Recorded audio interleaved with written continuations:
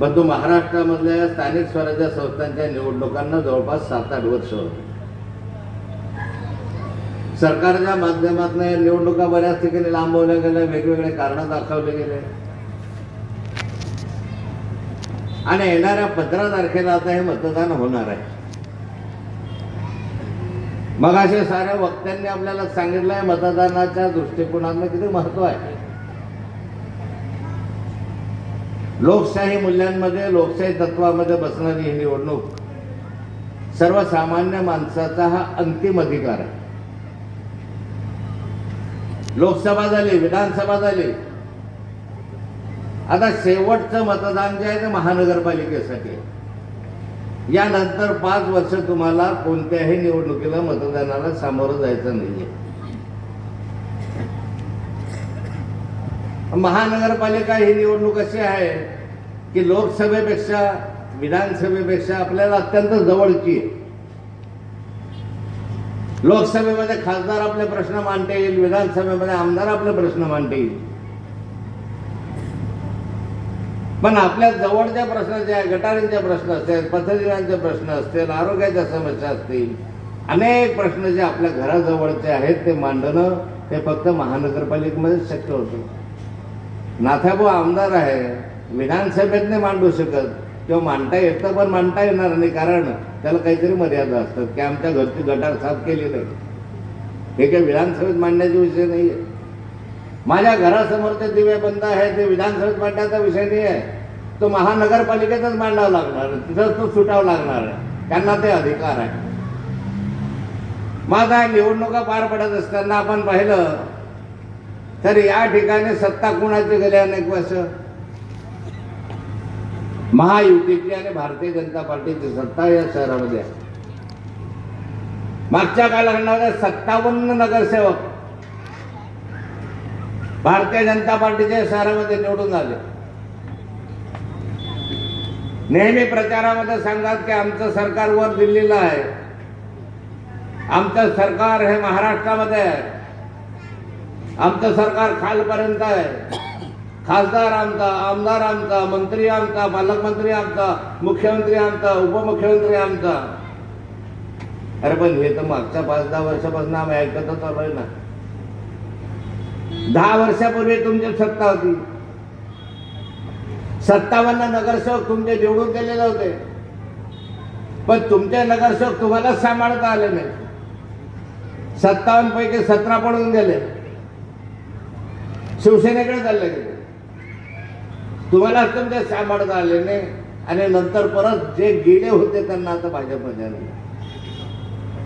जळगाव शहरात तर राजकारण आपण कधी नव्हतं पाहिलं एवढं गढूळ आता या 5 वर्षांमध्ये आपण आता या अलीकडच्या निवडणुकांमध्ये अनुभव.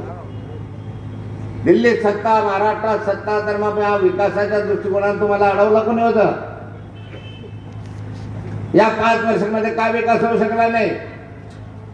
5 वर्षाच्या पूर्वीही जे शब्द दिल्याच्या पाहिजे तुम्ही आश्वासनं दिले तर आश्वासनं आता देत आहे. तेच तुम्ही 5 वर्षापूर्वी सांगत होता जळगावला आम्ही सिंगापूर सारखं शहर बनवू, जळगावला आम्ही इंडस्ट्री आणू, जळगावला आम्ही मोठा निधी देऊ. का नाही आणला? मग आता माननीय मुख्यमंत्री येत आहे, इथं आहेत आणि तेच शब्द वापरतायत, तेच तुम्हाला परत सांगतायत. आणि मी जळगाव शहरामध्ये गेले अनेक वर्ष या निवडणुकांमध्ये भाग घेत आलेला. अनेकदा निवडणुकीचं चित्र मी या ठिकाणी बदलवलेलं. आमच्या कार्यकर्त्यांच्या मेहनतीनं, नागरिकांच्या मदतीने शक्य झालेलं. पण गेल्या अनेक वर्षामध्ये या ठिकाणी महापौर वेगळा केला असेल, मी डायरेक्ट महापौर के.डी. पाटलांच्या मदतीनं, आपल्या मदतीने सर्वांनी झालं डायरेक्ट. अशा काही गोष्टी झाल्या. पण हे सारं करत असताना हे असं फोडाफोडीचं राजकारण मी पाहिलं नव्हतं. इतकं घाणेरडं राजकारण जे आज या जळगाव शहरामध्ये सुरू आहे हे तुम्ही अनुभवलं नव्हतं. एक राजकारण चालायचं एकमेकांच्या समोर पाहिजे. सुरेशदादा आहे समोर, नाथाभाऊ समोर आहे, निवडणूक व्हायच्या समोर. पण इतकं घाणेरडं, इतकं बैठक, तू बसून जा, हा बसून जा, त्याच्यासाठी दादागिरी केला, त्याच्यासाठी गुंडागर्दी करा, तू 25 लाख घे, तू 10 लाख घे, तू 10 लाख घे, असे धंदे कधी झाले नव्हते. आता तर या ठिकाणी 12-12, 11-11 नगरसेवक या ठिकाणी विरोध होत आहे, दबावाखाली होत आहे, सत्तेचा माज आणि बस्ती आहे. साम दाम दंड भेद जे काही वापरायचं असेल या गुंडागर्दीच्या माध्यमातून या ठिकाणी हे नगरसेवकांचे जे सीट विरोध झालेले ते गुंडागर्दीच्या माध्यमातून. सर्वसामान्य गोरगरीब माणसाला न्याय नाही, त्याला विकत घेण्याची भाषा सातत्यानं या महायुतीच्या माध्यमातून केली जात आहे. चिंता करू नका, आमच्याजवळ पैसे आहे. शेवटच्या दिवशी नाथाभाऊ किती भाषण कर, संतोष भाऊ किती फिरतो, शेवटच्या दिवशी आम्ही चित्र बदलून टाकू अशा स्वरूपाची भावना आणि गुरमी यांच्या मनामध्ये. काय झालं? कोण नगरसेवक? शिवसेनेमधले उपाठामधले नगरसेवक घेतले. ज्या नगरसेवकांनी आयुष्यभर भाजपला विरोध केला ते नगरसेवक भाजपमध्ये आणि त्यांनाच तिकीट दिले. ज्यांच्या विरुद्ध भाजपवाले ओरडले, आरोप केले त्याच नगरसेवकांना आता तिकीट दिले. तू पाहिलं शेजारच्या वॉर्डामध्ये पाईप चोर, ज्यांच्यावर या सुरेश आमच्या भोडेंनी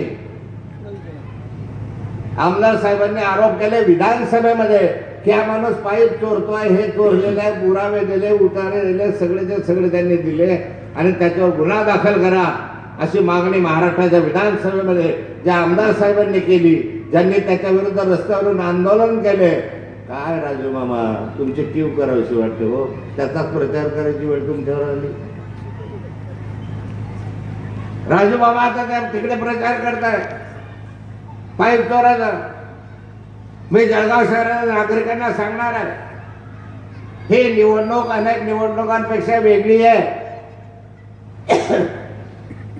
मागच्या निवडणुकांमध्ये निदान तुमच्यासमोर सुशिक्षित उमेदवार राहायचे, शुद्ध संस्कारित उमेदवार तुमच्या समोर आहेत. पण यावेळेस यादी काढा संतोष भाऊ, 75 उमेदवारांपैकी 11-12 उमेदवार जे झालेत त्यांच्या सहित यादी काढा आणि उद्या या जळगाव शहरामध्ये प्रसिद्ध करा की या ठिकाणी महायुतीच्या उमेदवारांवर किती गुन्हे दाखल आहेत. प्रत्येकावर काही ना काही गुन्हा दाखल आहे, कुटुंबावर गुन्हा दाखल आहे, काही काही कुटुंबाचे तर दादागिरी होत चालली. चाकू सुरे लावणारे उमेदवार, मर्डर करणारे उमेदवार, दहशतीखाने मागवणारे उमेदवार, खंडणी मागणारे उमेदवार, मतिबंध अशा स्वरूपाचे उमेदवार निवडून देणार आहात तुम्ही. तुमच्या वार्डामधलं काय चित्र आहे? समजते कोण उमेदवार आहे? दोघांचे दोघं. नितीनजी बर्डे या ठिकाणी 15 वर्षापासून का 20 वर्षापासून निवडून गेले. मग विकास राहिला का? सत्ता तुमची, सगळंच तुमचं. मग विकास या वार्डामधला थांबला का? आता परत तेच आश्वासन तुम्ही देता का? तर दुसरा उमेदवार पाहिला अडकमोल.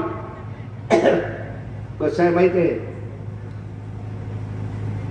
तुम्ही ओळखता की नाही?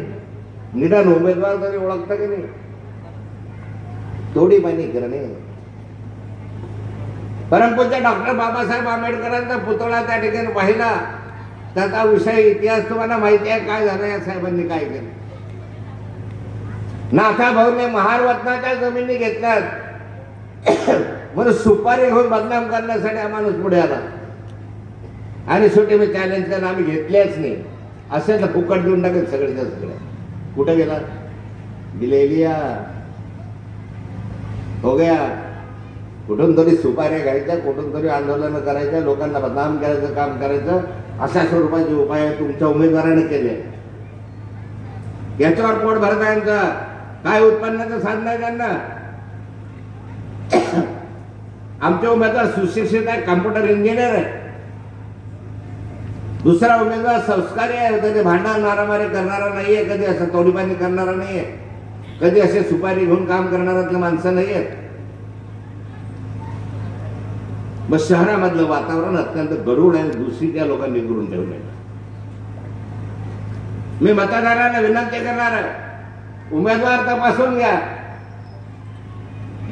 ज्याच्यावर कोणताही गुन्हा नाही, त्याच्या कुटुंबामध्ये कोणावर गुन्हा नाही, अशा स्वरूपाच्या गुन्हेगारांना मत देऊ नका. असं मी म्हणणार नाही. ज्यांच्यावर गुन्हा आहे अशांना मत द्या, असं महायुती म्हणायला लागले. आम्ही गुन्हेगार आहोत, जास्तीत जास्त गुन्हे करणाऱ्यांना आम्ही तिकीट दिलेले आहेत. कुणी पाईप चोर आहे, कुणी जेल मधून निवडणूक लढवत आहे,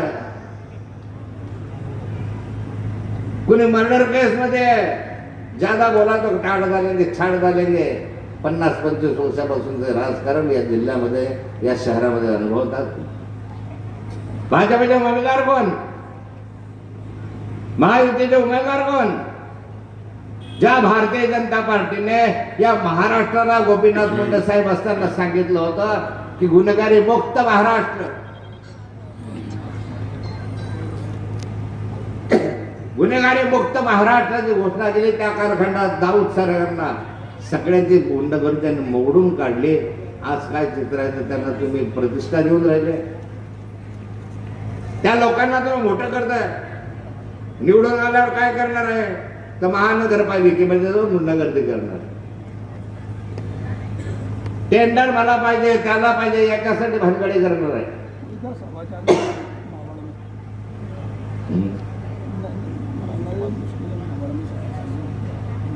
या भानगडीसाठी त्या महानगरपालिकेला मर्यादा खाण्यासाठी यांना या महायुतीला नगरपालिका पाहिजे. कशासाठी तुम्ही गुंडागर्दी करताय? काय एवढ्या लोकांना माघार घ्यायला भाग पडलं? काय महाराष्ट्रातलं राजकारणात चाललेलं आहे? कुठल्या युत्या कुठलं काय चाललेलं आहे? कुणी कुणासोबतही संघ करतोय. भारतीय जनता पार्टी साधन सुचितेचा एक आदर्श म्हणून मानला जातो. तर मी त्याने एक आयुष्य भाजपमध्ये काढले. परंतु त्या कालखंडामध्ये अशी स्थिती नव्हती की एमआयएमशी युती करू, काँग्रेसशी युती करू, याच्याशी युती करू. इकडे भांडतात, इकडे एमआयएमच्या विषयी तक्रारी करतात आणि तिकडे अकॉर्ड बिकॉर्ड मध्ये एमआयएम बरोबर युती करतात. इकडे काँग्रेसचे भांडतात, काँग्रेस दररोज उठले उठले काँग्रेसवर टीका करतात. आज तिकडे अंबरनाथ मध्ये वगैरे पाहिलं तर काँग्रेस बरोबर जातात. काँग्रेसचे 12 आमदार, आपले 12 नगरसेवक एक रात्रीत भाजपने फोडले सरकार बनवायचं. अरे वा, 12 लोक निवडून दिले ना लोकांनी लोकशाही पद्धतीने, आणि पैशाच्या बळावर त्यांना विकत घेऊन परत आपलं सरकार आणण्यासाठी प्रयत्न करतात. मुंबई महानगरपालिका असेल, ठाणे असेल, अन्य ठिकाणी काय चित्र आहे? नाशिक मधलं चित्र काय आहे? काय मारामाऱ्या झाल्या, काय झाल्या? आणि अशा ठिकाणी निष्ठावान कुठे गेले?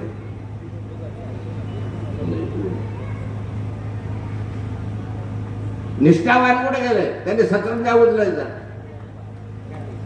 वर्षानुवर्ष त्यांनी मेहनत करायचे, कष्ट करायचे, आणि ज्यावेळेस तिकिटाच्या वेळ आली की नाही, ओ नाही होणार, ये होणार, बाहेरून आलेला गुंड, अशा अनेक शेकडो गुंडांना यांनी तिकीट महाराष्ट्रामध्ये दिले. कुठले संस्कार आहे, कुठले साधन संच आहे? परिवर्तन फक्त मतदारच करू शकतो, आणि हे तुमची शेवटची संधी आहे. परिवर्तनाच्या दृष्टिकोनाचा प्रयत्न केलेच पाहिजे असं आम्हाला वाटायला लागलं. या निवडणुकीत महानगरपालिकेच्या निवडणुकीमध्ये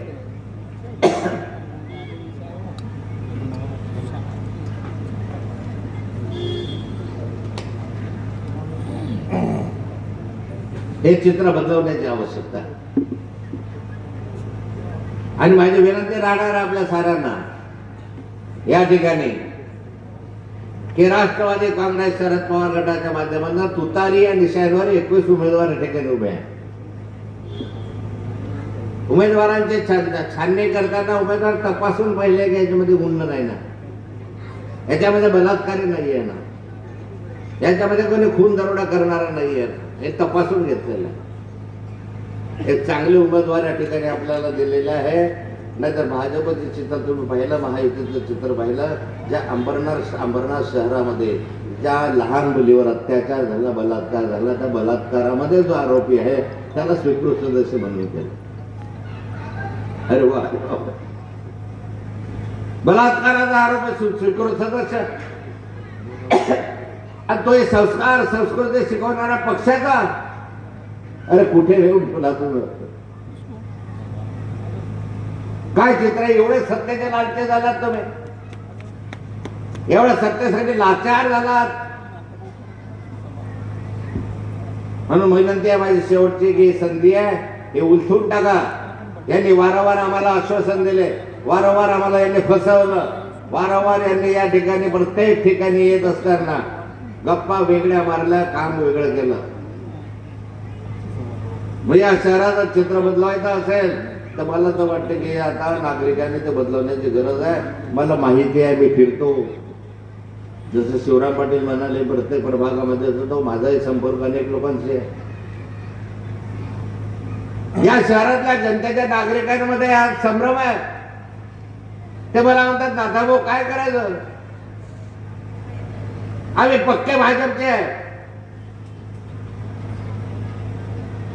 पण आता भाजपला मत द्यावं अशी आमची इच्छा होत नाही. हे जे चित्र पाहतो, ज्या चित्रापासून भाजप विषयीची नाराजी स्पष्ट त्यांच्या बोलण्यामधून व्यक्त. मग मी सल्ला देणार आहे महानगरपालिकेच्या मतदारांना, तुतारी नंबर 1 तिथे आमचा उमेदवार. आणि जिथं तुम्हाला असं वाटत असेल की आता उमेदवार नाहीये, मला बरेच जण म्हणतात आता भाऊ काय करायचं, पर्यायच नाही ना समोर, भाजपशिवाय पर्याय दिसत नाही आम्हाला. का पर्याय नाही? अरे नोटा सुद्धा पर्याय होऊ शकतो, म्हणून तर नोटा आहे की नाही त्या ठिकाणी. तुमच्या समोर पर्याय आहे. समोरचा माणूस गरीब असेल तुमच्या समोर, पण सुशिक्षित आहे. अपक्ष असेल, तुम्हाला पक्ष चालत नसेल तर अपक्षाला मतदान करायला लागलं त्या ठिकाणी. ज्या ठिकाणी पक्षाचे उमेदवार आहेत त्या ठिकाणी पक्षाच्या उमेदवारांना मतदान करा. आणि ज्या ठिकाणी तुम्हाला असं वाटत असेल की याच्यापेक्षाही आम्हाला आपण कुणालाही, पण भाजपला मतदान या ठिकाणी करणं म्हणजे आज हे चित्र जे आहे, जे अनुभवत आहे, हेच परत निर्माण करण्यासाठी काय. आणि मला माहिती आहे की या जळगाव जिल्ह्यामध्ये मला असं वाटतं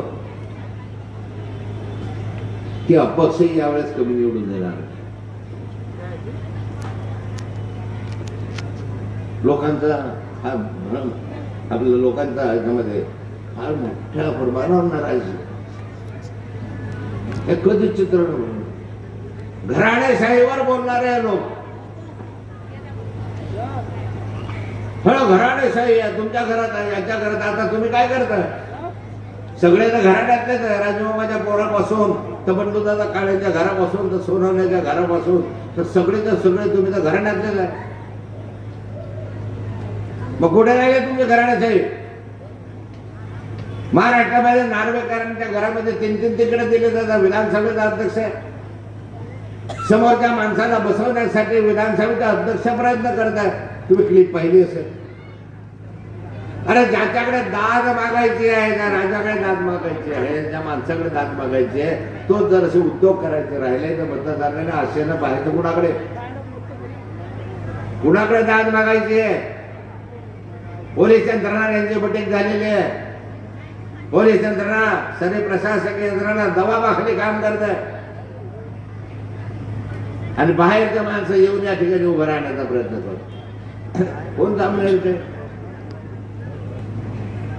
ते जामनेरचा अरविंद देशमुख, तो इथे उभा केला. कसा आमचा माणूस आहे, खास माणूस, ठेकेदारी वगैरे सगळे एकत्र करून गुंडागर्दी करणे. सगळे बाहेरचे लोक असे नाहीचे. जसं काही या महानगरपालिकेतला मतदार विकाऊच आहे. पैशाच्या बळावर आम्ही विकत घेऊन आमच्या माणसं कसे निवडून आम्ही भावना आहे हा नोंदपाडा. या ठिकाणी चित्र बदलावा आणि आपल्या वार्डामध्ये तर बदलावा. तुतारी या चिन्हाला प्राधान्य द्या. या गुंडागर्दींना, या दलालांना, या ब्लॅकमेल करणाऱ्यांना, समोरच्या लोकांना अजिबात मदत देऊ नका. डिपॉझिट गोल करा. हा त्रास तुम्हाला त्याचा नाकालो सारख्याला ब्लॅकमेल करायला उभा राहतो. तुम्ही कोण लावले? सुपाऱ्या खायच्या, मारामाऱ्या करायच्या, हे करायचं, जायचे, 5-50 लोकांना पैसे द्यायचे, आंदोलन करायचे, खोटे नाटे करायचे, बदनाम करण्याचा प्रयत्न करायचा, असे धंदे करणारे उमेदवार तुमच्या वारात आहे. आणि हे सुसंस्कृत सभ्य अशा पक्षाकडून आहे. म्हणजे किती खालच्या स्तरावर राजकारण चाललं, राजनीती किती खालच्या स्तरावर चालली आहे तुम्ही अनुभवतात. म्हणजे सारं चित्र बदलवा आणि येणाऱ्या 15 तारखेला कोणत्याही प्रलोभनाला बळी न पडता तुतारी निशाणीवरचे आमचे हे 2 उमेदवार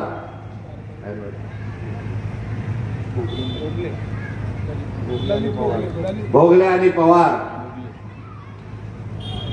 या ठिकाणी आमचा ललित कुमार रामकिशोर भोगले आणि सुरेश पोपट पवार सुरेश पोपट या दोघांच्याही तुतारी या निशाणीवर बटन दाबून यांना प्रचंड मतांनी विजय करा.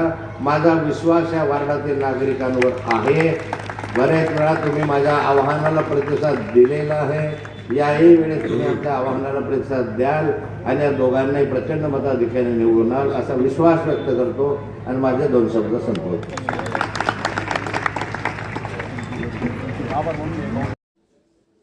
ताज्या घडामोडी पाहण्यासाठी आमच्या केशरी चॅनलला सबस्क्राईब करा. लाईक करून नोटिफिकेशनसाठी बेल आयकॉनला प्रेस करा. तसेच चॅनलवरील बातम्या आवडल्यास शेअर करायला विसरू नका.